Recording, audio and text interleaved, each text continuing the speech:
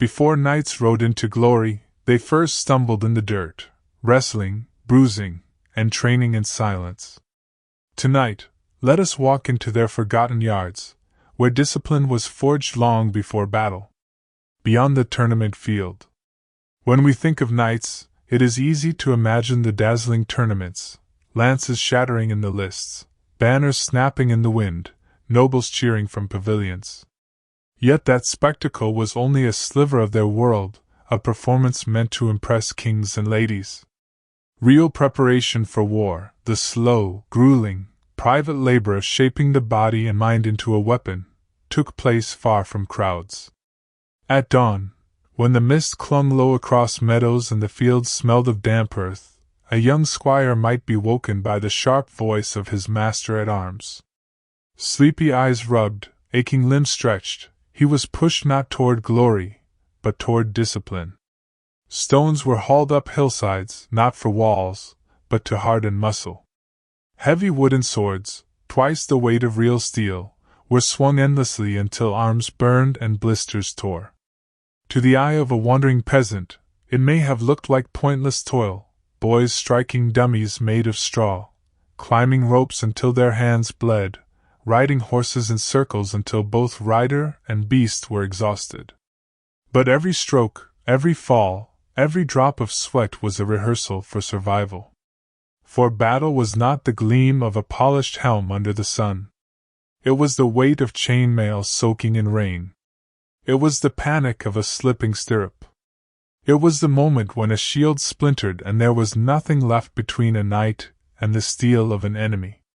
So, long before they faced war's chaos, knights practiced in silence.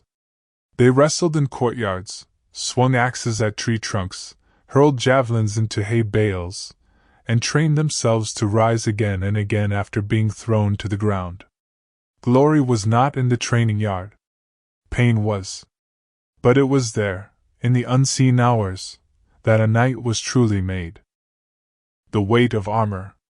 Before a knight ever drew sword against a living foe, he had to learn to bear the burden of his own skin of iron. Chain mail alone weighed as much as a sack of grain, each tiny link rubbing raw against the shoulders, dragging at the muscles, and heating the body like a furnace.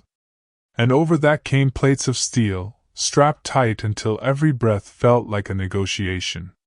To practice, knights did not simply don their armor for display. They wore it while climbing stairs, while mounting horses, even while performing simple chores. Some accounts tell of young squires ordered to sleep in their mail coats, so that the body would grow accustomed to its ceaseless embrace. Others were commanded to run across fields in full gear, the sound of their armor clattering like an iron bell. The true test was not just weight, but endurance. Imagine lifting your arm in greeting, and then holding it aloft for hours, sword in hand, while the sun baked the helm into an oven. Knights trained by swinging heavy practice blades far beyond the point of exhaustion, for in real combat, fatigue killed quicker than steel. And it was not only men who bore the burden. Horses too were draped in armor, caparisons of mail or plates that could double the effort of a charge.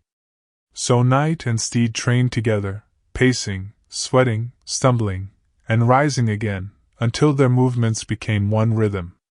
To watch a knight in polished plate at a feast was to admire splendor. To watch a knight learning to stand, sweat dripping, legs trembling beneath 70 pounds of iron, was to glimpse the truth, that chivalry was carried on aching shoulders.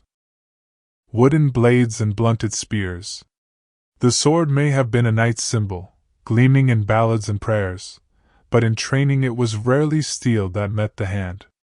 Instead, it was oak and ash, shaped into heavy simulacra of weapons, meant to punish more than please. These wasters, as they were called, weighed more than a real blade, so that when the knight finally grasped sharpened steel, it felt light, swift, almost like a gift. Morning drills often began with repetition: strike high, strike low, parry, step, recover. Again and again and again. The air of training yards echoed with the thud of wood on shields, the crack of timber against posts, and the muffled curses of boys whose knuckles split from careless grips. Spears and lances were practiced on the quinton, a rotating arm with a shield at one end and a sandbag at the other. Strike too weakly, and the lance bounced off, leaving the squire mocked for his feebleness. Strike true, and the arm spun, flinging the sandbag with force enough to unseat him if he was slow to lower his head and ride through. Shields, too, were no simple props. Training ones were often weighted, so that the left arm grew accustomed to fatigue. A knight might be made to hold it aloft for hours, shifting under its drag while swinging with the other hand, until both sides of the body screamed equally. And though these drills were meant to simulate battle, they also hardened discipline.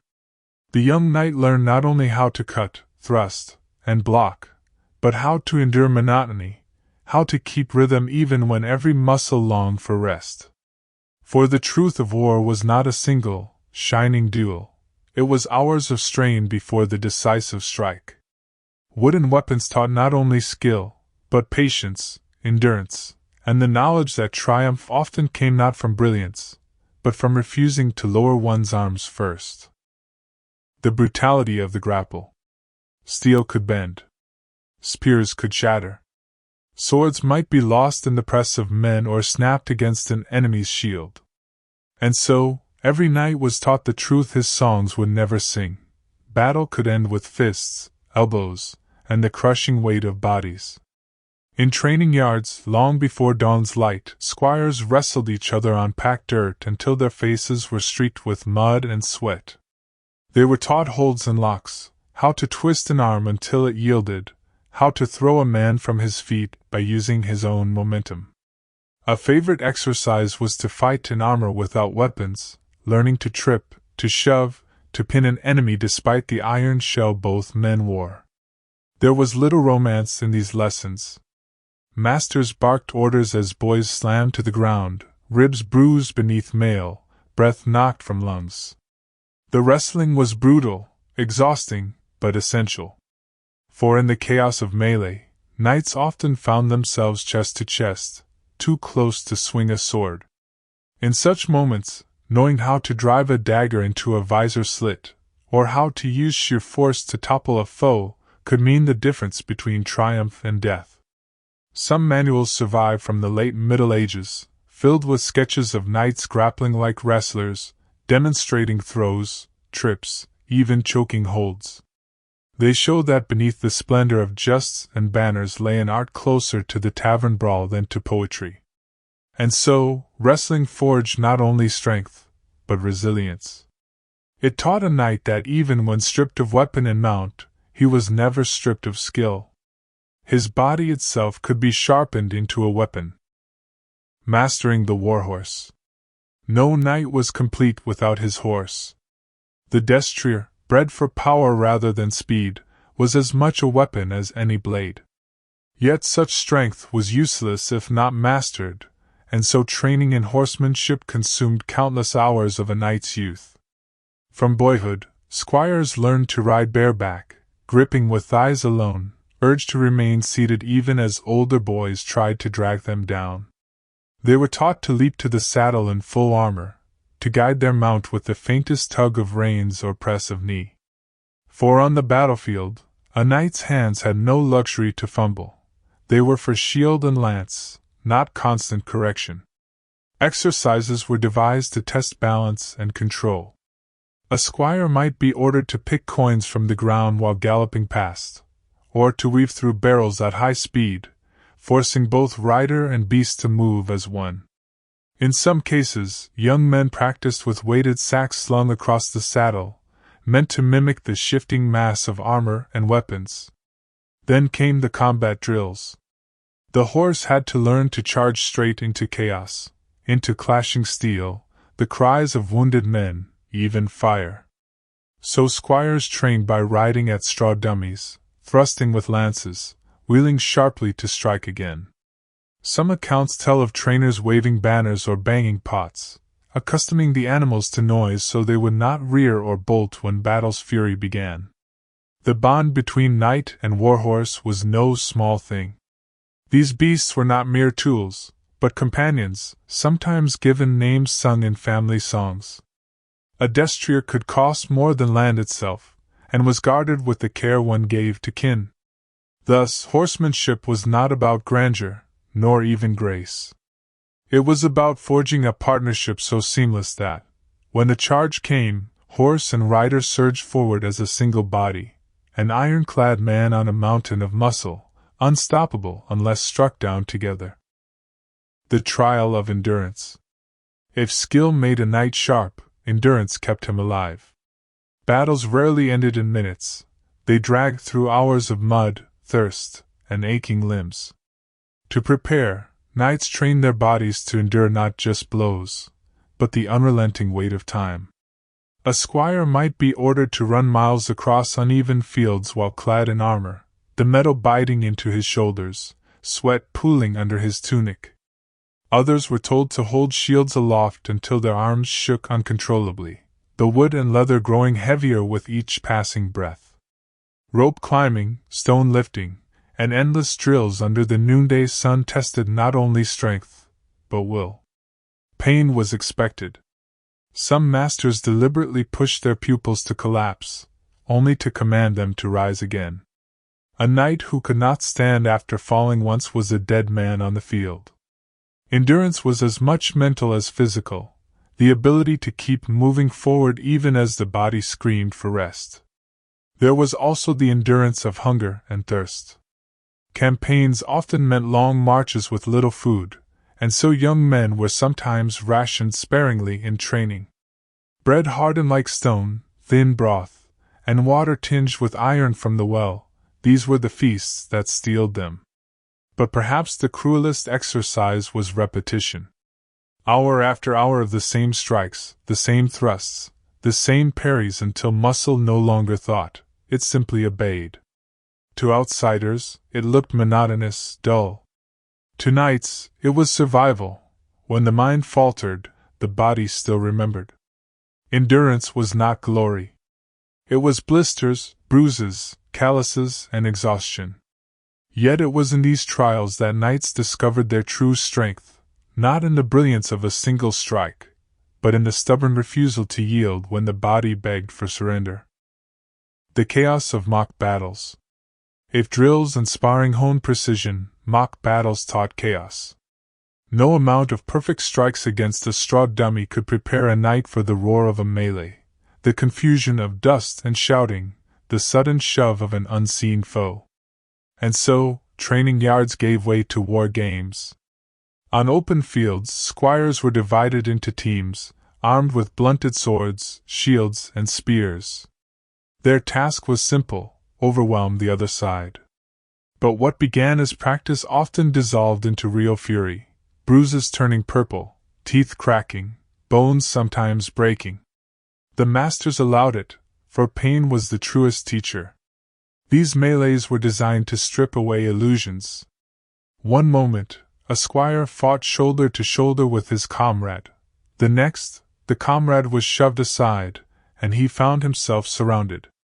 He learned to fight without clear vision, to trust his shield when he could not see, to move instinctively toward gaps and escape routes. Siege training added another layer. Wooden palisades were built, ladders raised, stones hurled by crude engines. Young knights learned how it felt to scramble up walls under a rain of blows, or to defend a gate as the pounding of rams shook the very earth beneath them. The noise was as important as the blows. Drums thundered, horns blared, and shouts rang so loud that orders were lost in the din. A knight learned quickly to rely not only on his ears, but on his eyes and his bond with comrades. Mock battles blurred the line between game and war. Friend struck friend, laughter turned to curses, and when the dust settled, there were always those limping, bleeding, or carried from the field. Yet none doubted their worth. For in that storm of confusion, a knight learned the hardest lesson of all, that war was never clean, never orderly, and survival depended on the ability to adapt when the world around him dissolved into madness. The discipline of the lance. Few sights stirred fear like a wall of lances lowering in unison, each aimed like a bolt of thunder from horseback. To master this weapon was the hallmark of knighthood, and training for it began long before the pomp of justice made its spectacle. In quiet fields, squires rode again and again at the quinton, a wooden post with a rotating arm. Strike too weakly, and the lance would splinter or bounce, leaving the youth mocked for his weakness. Strike true, and the arm spun, swinging a sandbag that could knock him from the saddle if he failed to keep balance. The exercise was relentless, repeated until both horse and rider could execute the motion without hesitation. But the quinton was only the beginning. Knights practiced charging in formation, shoulder to shoulder, learning to keep the line tight as hooves thundered beneath them. A single mistake, a lance too high, a rider veering too far, could collapse the charge, turning unity into chaos. The lance itself was no delicate weapon. Solid wood, often longer than the knight was tall, it demanded immense strength to couch under the arm, and precision to aim through the narrow visor slit of a helmet. Hours were spent perfecting the hold, the grip, the impact. Jousting tournaments would later glamorize the lance, turning it into a theater of shattered wood and gallant victories before noble audiences. But in training, there was no music, no applause, only sweat, bruises, and the dull ache of repetition. For the true purpose of the lance was not entertainment, but war, the sudden, devastating collision of cavalry that could break an enemy line and scatter even the bravest infantry. And so the knight trained, day after day, not for cheers but for that single, decisive instant when would met flesh and armor, and the weight of man and horse together crash like a storm upon the foe. Weathering the arrow storm. Though knights carried swords and lances as emblems of their station, no amount of armor made them blind to the sting of arrows. Battles began not with gallant charges, but with the hiss of bowstrings and the black cloud of shafts blotting the sky. To survive that first storm, training was essential. Knights did not practice archery themselves, that art belonged to common bowmen and longbowmen, but they trained to endure it. In fields, squires were made to stand shield to shield while other squires loosed blunted arrows at them. The lesson was not to strike back, but to hold steady, to trust in armor, shield, and formation. The instinct to flinch was beaten out of them by repetition. Crossbows too were part of this harsh education. Heavier and slower than bows, they carried bolts with terrifying force, able to pierce mail or dent plate. To prepare, knights learned the angles of defense, to raise shields, to turn armor just so, to reduce the target they presented to the enemy's eye. But there was another side to this training. Some knights, especially in later centuries, took up crossbows themselves, for hunting or siege defense. Manuals taught them how to load under pressure, how to steady the weapon while the world shook around them. Still, the weapon was not noble in their eyes. It lacked the romance of the sword, the honor of the lance. Yet in practice, it killed as effectively as any knightly strike. Above all, knights rehearsed how to advance under fire. Slowly, shield forward, shoulder to shoulder, never breaking rank, those shafts rattled off helmets and lodged in wood.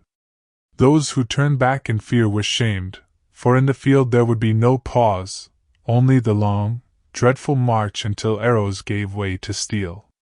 Thus even in practice, the air was thick with the imagined whistle of death, and the lesson was not how to wield the arrow, but how to withstand it. For a knight's true test often began long before his sword cleared it. The art of siege. If open battle was a storm, then siege was a slow tightening of the noose. A knight might dream of glory in the charge, but he would just as often find himself staring at walls of stone, waiting, starving, and scheming. For this too was part of his training, the art of wearing down an enemy fortress, or surviving when trapped within. In training grounds, wooden towers were raised so that squires might practice scaling them with rope ladders or pushing siege engines forward under the weight of arrows. Boys strained to lift great shields above their heads, forming makeshift roofs to protect against falling rocks or boiling pitch. They were taught to dig trenches and undermine walls, to work alongside engineers and laborers as war blurred the line between knight and craftsman. Within castles, practice took another shape. Young men drilled in defending gates with heavy beams, pouring sand to smother fires, or rushing with water to douse flames set by enemy torches. They rehearsed shooting down from battlements, not always with bows, but with stones and even simple logs, hurled onto mock attackers below. The siege taught patience, perhaps the hardest lesson for a knight. There was no thunder of hooves here, no swift clash. Days dragged into weeks, hunger gnawed, disease crept through camp. And yet knights were expected to remain resolute, to guard morale as much as walls. Siege also revealed the knight's adaptability. He might lead an assault one day, crawling on hands and knees through smoke and rubble, and command defenses the next, rallying men on the parapet against a ladder rush. It was war stripped of its glamour, reduced to endurance, ingenuity, and will. For in truth, most castles did not fall to glorious charges, but to the grind of hunger, fear, and exhaustion. The knight who trained for siege knew that courage was not always a shout in the melee. It was also the quiet strength to outlast the stone itself. The theater of tournaments. If the siege was a slow death, then the tournament was life distilled into spectacle. Here, training blurred into performance, and practice for war became a stage for honor, rivalry, and reputation. Yet beneath the music and banners, the clash was no less brutal than the field of battle. Knights entered the lists not only to impress ladies or win prizes, but to hone themselves. Mock battles, called melees, threw men into swirling chaos, two sides thundering against each other across open fields, weapons blunted but force unrestrained. A knight could be unhorsed, trampled, even killed in such contests. The chaos was intentional, for it mirrored war more than any drill could. Then came the joust, the jewel of knightly training and pageantry. Two riders faced each other across the barrier, lances couched, spurs digging into their steeds. The impact of wood against shield echoed like thunder, a test of precision, balance, and nerve. Knights broke dozens of lances in practice, learning not only how to strike, but how to withstand the collision without toppling. Behind the brilliance of tournaments lay discipline. Every pass, every strike was rehearsal. A knight measured his stamina in the melee, his accuracy in the joust, his composure before crowds. Victories brought coin and renown. Defeats brought shame but also lessons, written in bruises and splintered wood. And though the audience saw only chivalry, knights knew the truth. The tournament was the closest one could come to war without the battlefield's ruin. It was bloodless practice, except when it was not. Helmets caved, ribs cracked, men died, reminders that even in play, a knight's world was edged with death. Yet still they rode, for here their names were made, and here their training was tempered in spectacle and in sweat. The shaping of mind and spirit. Steel alone did not make a knight. Behind every lance charge and sword stroke lay a discipline of the mind, one as rigorously cultivated as any skill of the body.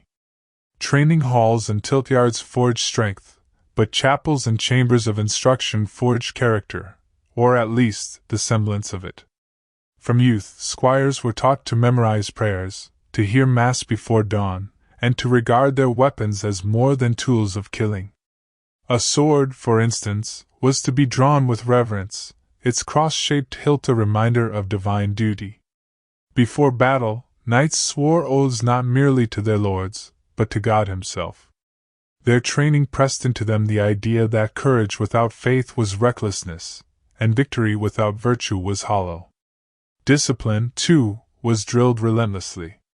Knights learned to wait as well as to strike, to obey orders even when pride urged them otherwise. At table, they were taught restraint, no gorging, no drunken brawling, at least, not in public. In service they learned humility, cleaning their lord's armor before donning their own, tending horses before feasting themselves. Such lessons might seem small, but they bound warriors into a code larger than their swords. Chivalry was no mere decoration, it was training for the soul. To protect the weak, to respect women, to defend the church, these ideals were recited, sung, and woven into every ritual. Whether knights lived them fully was another matter, but their education left little room for doubt about what was expected.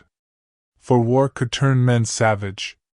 The endless drills, the prayers, the ceremonies, these were meant to tether a knight's ferocity to purpose. A beast on the battlefield, yes, but a beast with chains of honor, guided by something greater than hunger for blood. Thus, long before the clash of steel, a knight was tempered in silence, prayer, and discipline. His true training was not only how to fight, but how to remember why. The making of a knight. After years of bruises, prayers, and endless drills, there came a night unlike any other, the vigil before knighthood. Here, training gave way to ritual, and the youth who had sweated as a squire stood on the threshold of a new identity. The ceremony began not with trumpets, but with silence. In a dim chapel, the squire bathed, cleansing body and soul, and dressed in a white tunic to symbolize purity. He kept vigil beside his sword, kneeling in prayer from dusk until dawn. Torches flickered, shadows stretched across stone walls, and the weight of destiny pressed upon his shoulders heavier than any armor had. This, too, was training, of spirit rather than muscle, a rehearsal for the burdens he would carry. At sunrise, the ritual of arming began. Senior knights fastened the pieces of his harness one by one, the spurs for readiness, the sword for justice, the shield for defense of the weak. Each buckle tightened was a lesson remembered, each plate of steel a reminder of duty. Then came the dubbing, the heart of the rite. Before lord or king, sometimes before the altar itself, the squire knelt. A sword touched his shoulders, lightly, yet with the gravity of centuries. "Arise, knight!" the words rang out, lifting him into a new life.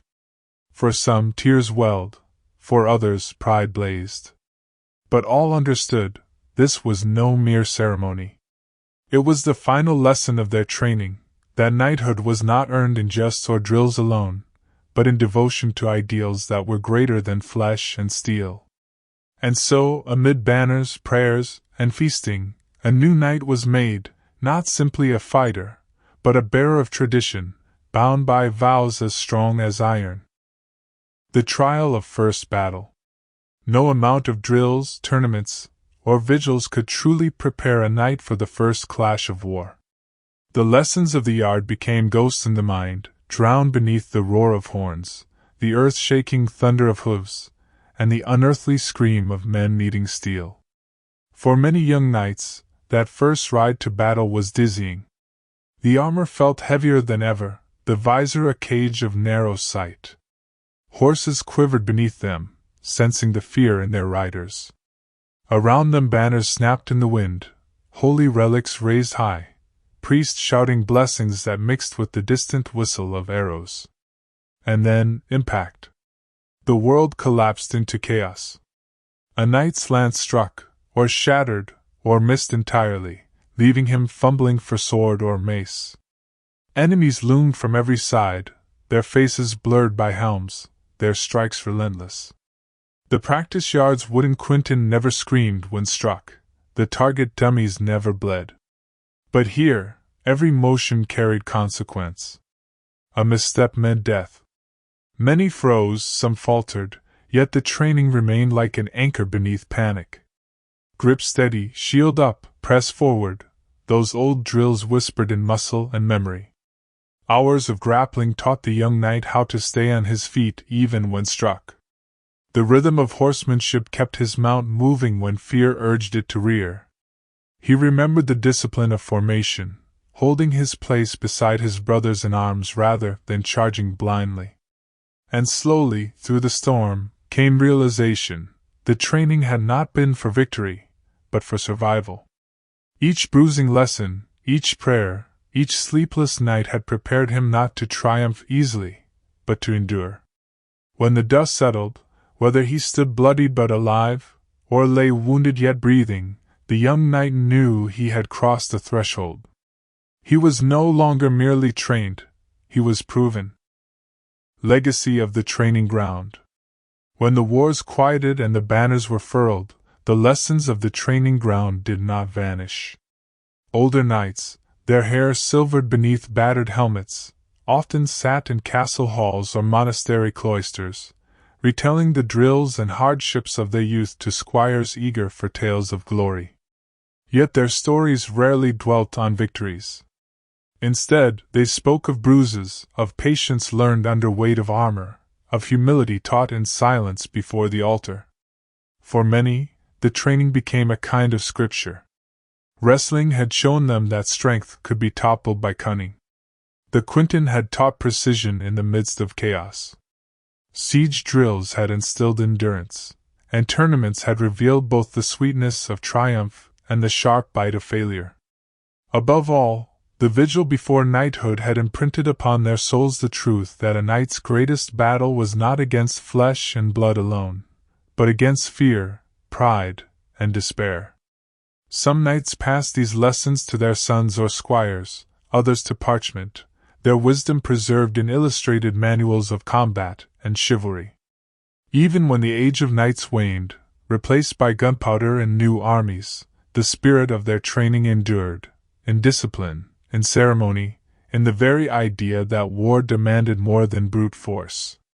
The field of battle faded, but the memory of drills in the mud, the clatter of practiced swords, the whispered prayers and candlelit chapels lingered.